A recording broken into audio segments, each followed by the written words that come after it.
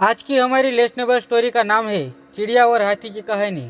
एक बार की बात है, एक घने जंगल में एक पागल हाथी ने भारी उत्पात मचा रखा था। वह अपनी ताकत के नशे में चूर होने के कारण किसी को कुछ भी नहीं समझता था। उसी जंगल में एक पेड़ पर एक चिड़िया का छोटा सा संसार था।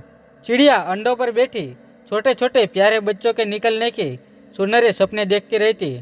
एक दिन क्रूर हाथी गरजता चिंगाड़ता पेड़ों को तोड़ते मरोड़ते चिड़िया के पेड़ के घोंसले की तरफ आया। देखते ही देखते उसने चिड़िया के घोंसले वाला पेड़ भी तोड़ डाला। घोंसला नीचे गिर गया।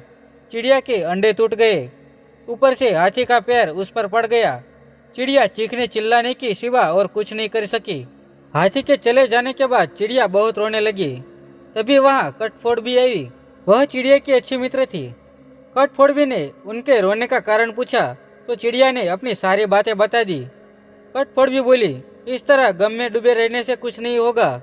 उस हाथी को सबक सिखाने के लिए हमें कुछ करना होगा। चिड़िया ने निराशा दिखाई। चिड़िया बोली, छोटे मोटे जीव उस बलशाली हाथी से कैसे टक्कर ले सकते हैं। कटफोड़वी ने उसे समझाया, एक और एक मिलकर 11 बनते हैं। हम अपनी शक्तियाँ जोड़ेंगी। चिड़िया ने पूछा, कैसे?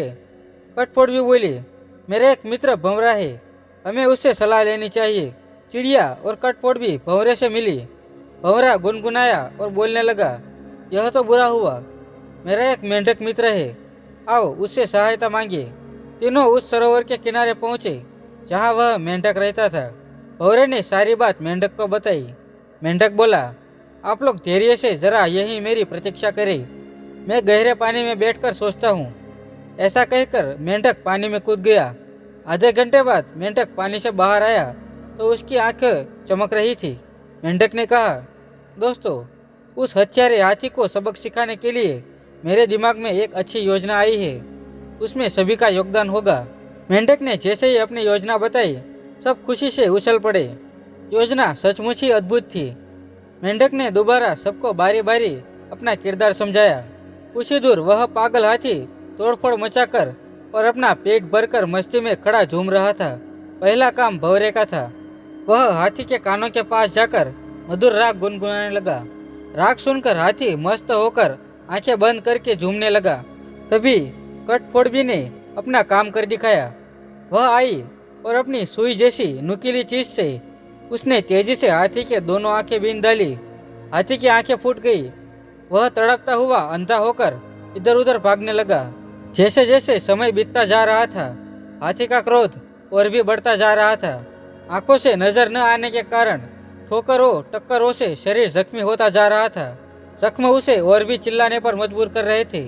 चिड़िया कृतज्ञ स्वर में मेंढक से बोली, भैया, मैं आजीवन तुम्हारी आभारी रहूंगी, तुमने मेरी इतनी सहायता कर दी।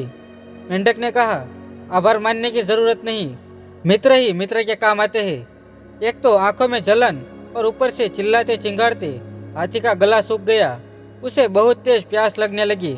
अब उसे एक ही चीज की तलाश थी, पानी। मेंढक ने अपने बहुत से दोस्तों को इकट्ठा किया और उन्हें ले जाकर दूर बहुत बड़े गड्ढे के किनारे बैठकर टर्राने के लिए कहा। सारे मेंढक टर्राने लगे। मेंढक की टर्राहट सुनकर हाथी के कान खड़े हो गए। वह यह जानता था कि मेंढक पानी के पास ही रहते हैं। वह उसी दिशा में चलता रहा। टर्राहट और भी तेज होती जा रही थी। प्यासा हाथी और तेज भागने लगा। जैसे ही हाथी गड्ढे के पास आया, मेंढकों ने पूरा जोर लगाकर टर्राना शुरू कर दिया। हाथी आगे बढ़ा और उस गड्ढे में गिर पड़ा, जहां उसके प्राण जाने में बिल्कुल भी देर न लगी। इस तरह उस अहंकार में डूबे हाथी का अंत हुआ। आपको यह कहानी कैसी लगी, हमें कमेंट करके जरूर बताना और अपने परिवारजनों के साथ शेयर भी जरूर करना।